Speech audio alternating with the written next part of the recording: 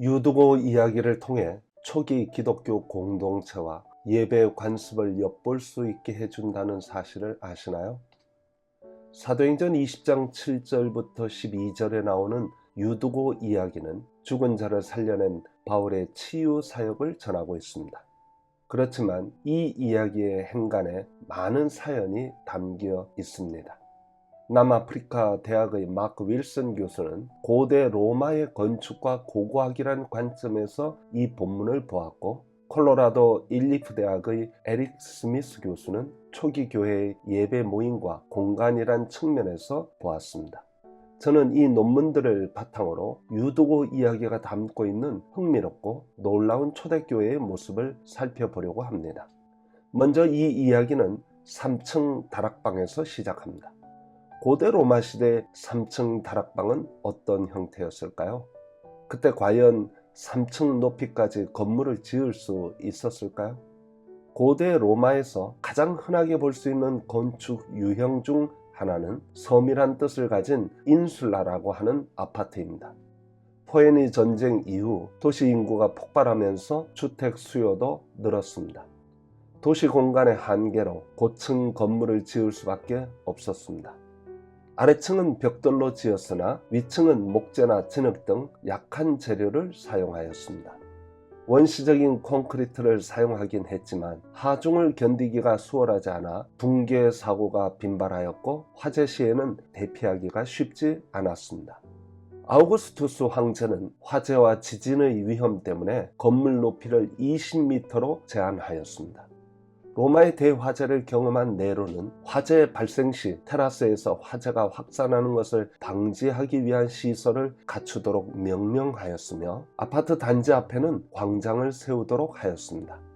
이러한 예방 조치에도 아파트의 상하층에 사는 사람들의 계층은 뚜렷이 구분되었습니다.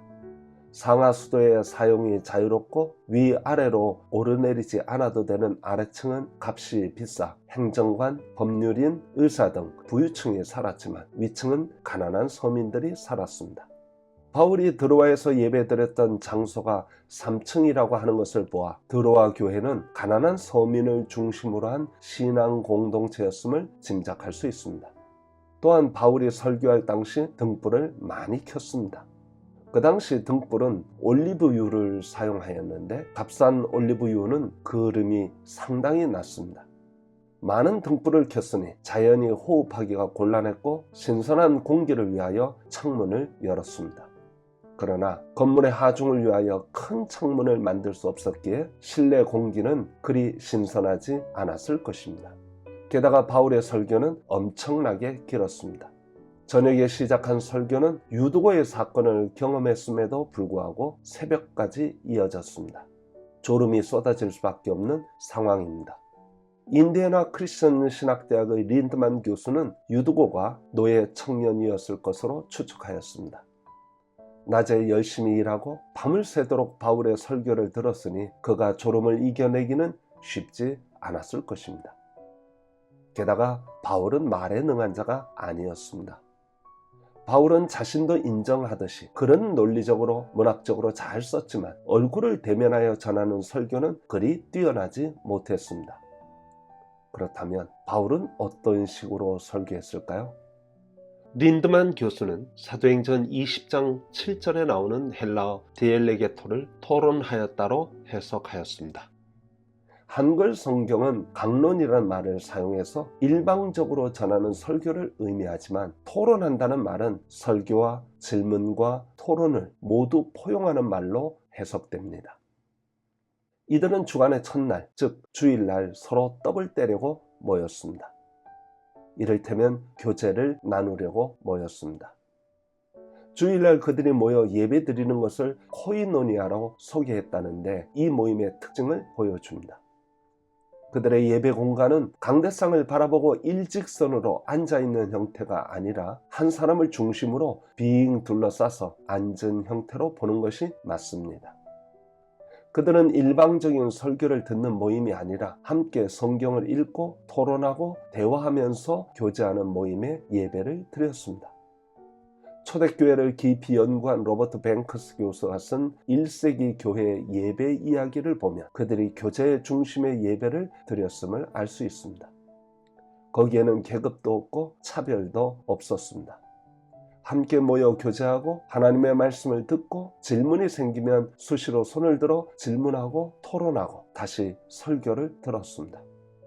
그렇게 밤이 새도록 서로 하나님의 말씀에 깊이 참여하였습니다. 따라서 바울의 말이 좀 서툴기는 했을지 모르지만 이런 식으로 질문과 토론과 설교가 자유롭게 섞인 형태라면 얼마든지 밤이 맞도록 함께 하나님의 말씀을 나눌 수 있었을 것입니다.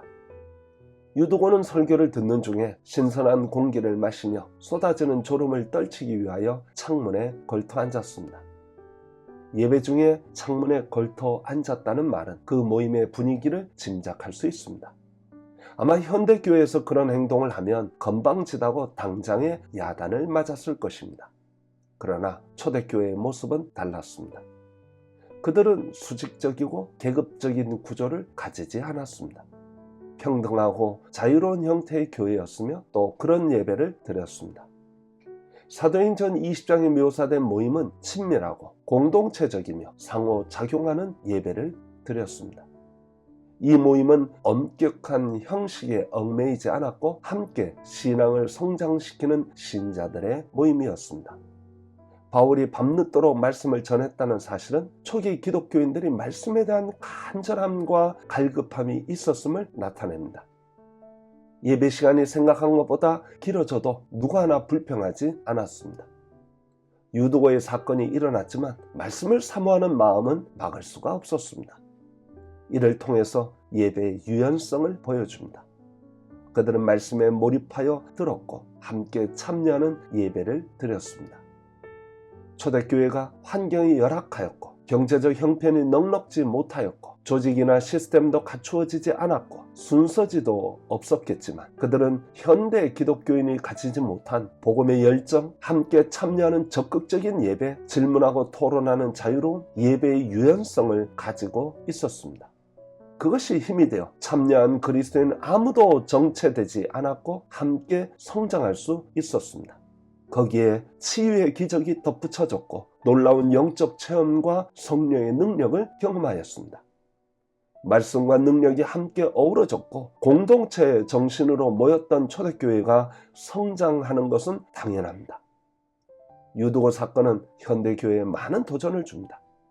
침체 일로에 있는 한국교회가 어떻게 하면 다시 회복할 수 있을까에 대한 해답도 동시에 주고 있습니다. 감사합니다.